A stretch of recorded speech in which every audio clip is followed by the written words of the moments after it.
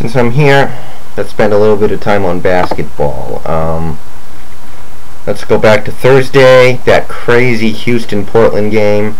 I had the opportunity to watch this on TV, and I did not, so that sucks for me.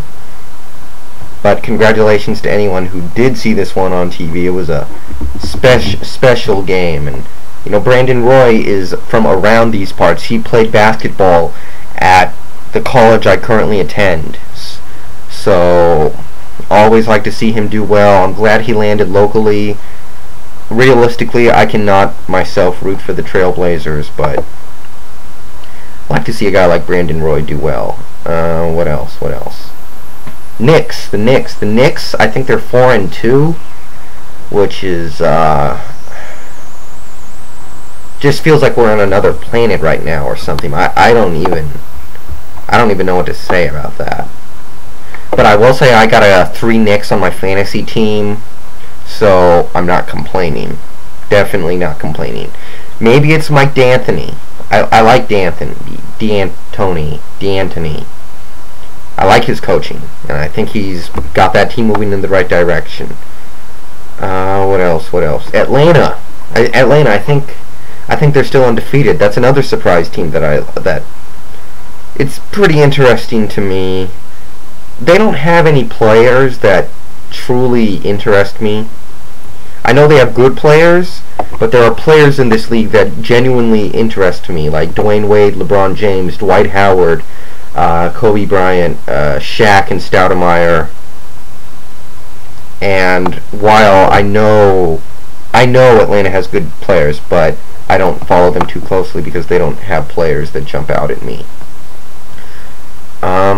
Let's see. LeBron's offense has woken up over the past couple games. He's broken out for 40 points, 30 plus. He's getting really close to triple doubles. Same with Dwayne Wade. They're pretty much going anything you can do, I can do better right now. Devin Harris went off on the Pistons. I think it was on a Friday, which was very entertaining to watch. He got hurt in that game, but he went off and spoiled Allen Iverson's welcoming party. So that's the guy they got in the Jason Kidd trade. So far so good for them. I like Devin Harris. I really didn't want them to give. I really didn't want the Mavericks to have to give him up, but it was something they obviously had to do. What else?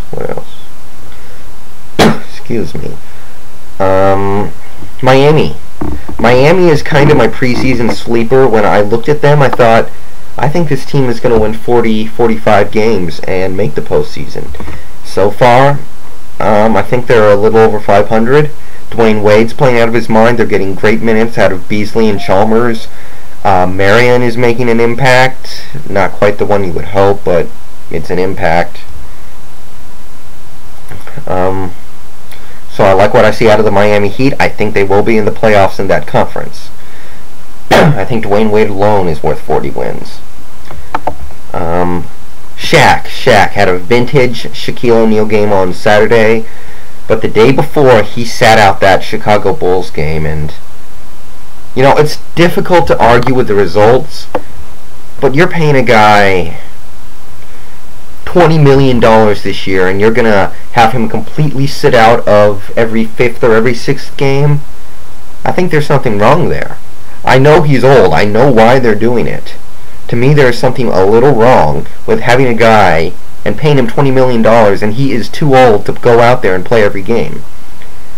So, I kind of, at this point, know what Shaq is all about. So I know he won't willingly take a pay cut. It's just not something he's going to do. I think it's a discussion that Phoenix could have with him because he is taking up a lot of money for a guy that can only play 80% of the games. What else?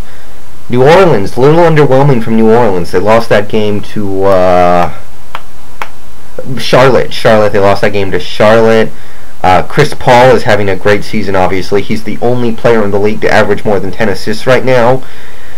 But the rest of the team, other than James Posey, I like what I see out of Posey. Other than that, I feel other people need to step up. Peja, Chandler, David West, maybe even Pargo. I need to see more. Right now, I'm a little underwhelmed. This team is obviously playing well, but I don't see them as a finals contender right now. Let's see. I mentioned earlier, Dwight Howard. He had this one game where he struggled against, I can't remember who it was against, but he didn't do much in this one game in this last week. But the other 2 games, he pulled down like, he averaged like 30 points and came close to 20 rebounds. Just monstrous performances from Dwight Howard. Orlando, they're not playing that great yet. Rashard Lewis seems to be blowing a lot of things for them. I really haven't been impressed with Rashard so far this year, but Dwight Howard's having a great year. And, you know, in between his Good Samaritan attitude where he doesn't drink, he doesn't party because he's a devout Christian, his youth when he entered the league, and his monstrous athletic abilities, he could be one of the greatest big men of all time. So, I love what I see. Let's see. What else do we got here? Dallas, the Mavericks. I don't know what's wrong there, but something's got to give. Nowitzki's playing pretty well. Josh Howard's on and off.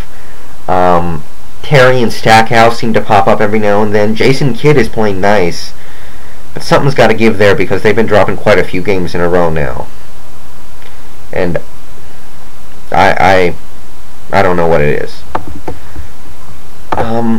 T-Mac, over the past 2 games, I think he's shooting like 1 out of 21. I think he's made like 1 basket in the last 2 games, and people are jumping off that bandwagon in droves.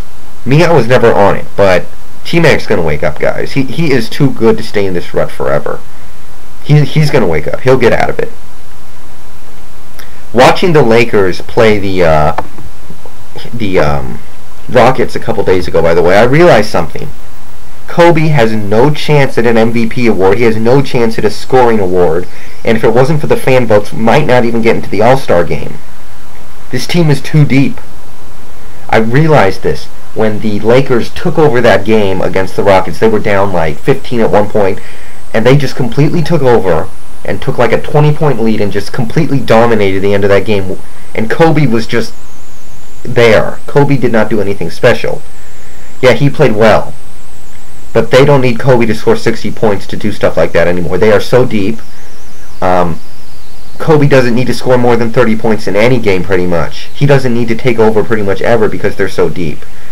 So how is Kobe going to win the MVP when he pretty much never has to take over a game? It's probably not going to happen.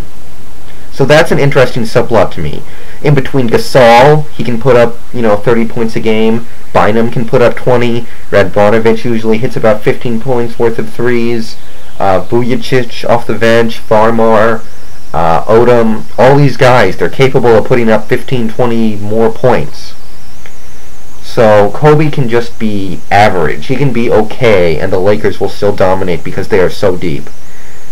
And I think he'll be cool with that. Right now, I think he wants a championship more than anything. I think he wants a championship more than MVP, more than individual stats or individual accolades. So I think that's good for him after what happened last year where he did win MVP but came short in the finals. But it interested me to see that because I'm so used to Kobe having to score 60 points for the Lakers to do what they did against the Rockets, but they don't need that anymore because they are too deep at every position and 11 deep overall. That's pretty much all the stuff that has happened in basketball over the last week. The other subplot that kind of interests me is the Sixers struggling. I didn't quite buy into the Sixers hype this offseason. I didn't see it, so I'm not too surprised there. And Tony Parker went down against the Heat. So the Spurs are going to have to treat every win for the next month or so like a precious gem. Just putting money in the bank, trying to get to 45 wins, which might be enough to get them in the postseason. Just putting money in the bank.